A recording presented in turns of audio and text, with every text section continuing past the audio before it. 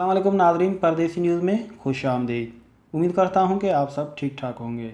जाली गैर मुल्की करेंसी कम रेट पर फ़रोख्त करने की कोशिश। दोस्तों, सऊदी अरब से आपको खबर देते चलें कि सऊदी अरब में मक्का रीजन के पुलिस तर्जमान ने कहा है, जद्दा में जाली गैर मुल्की करेंसी को असल ज़ाहिर करते हुए मार्केट रेट से कम में फ़रोख्त करने की कोशिश करने वाले सऊदी और उसके सूडानी साथी को गिरफ़्तार किया है। सऊदी खबरसां एजेंसी एसपीए के मुताबिक पुलिस को इतला मिली थी कि जद्दा में 2 अफराद गैर मुल्की जाली करेंसी को फैलाने की कोशिश कर रहे हैं। दोस्तों, मुलजमान जिनकी उम्रें 50 और 70 बरस के करीब है और उसके बारे में मालूम हुआ है कि वो लोगों को ये कहकर धोखा देते थे कि उनके पास बड़ी तादाद में गैर मुल्की करेंसी है जिसे वो मार्केट से कम नरखों पर फ़रोख्त कर रहे हैं।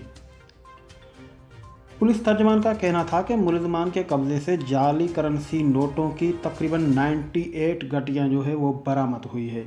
दोनों मुलजमान के खिलाफ जालसाजी का मुकदमा दर्ज करके और उन्हें मुतलका इदारे के हवाले कर दिया गया है, जहां मज़ीद तहकीकात के बाद उनका चालान अदालत में पेश किया जाएगा। तो दोस्तों, सऊदी अरब में जो है जद्दा में ये 2 आदमी पकड़े गए हैं, एक सऊदी था और एक सूडानी था, जो नकली करेंसी जो है ना वो फैला रहे थे जद्दा में। तो आप भी अगर किसी से पेमेंट लें तो वो अच्छी तरीके से चेक कर लें ताकि जो है आप नुकसान से बच सकें।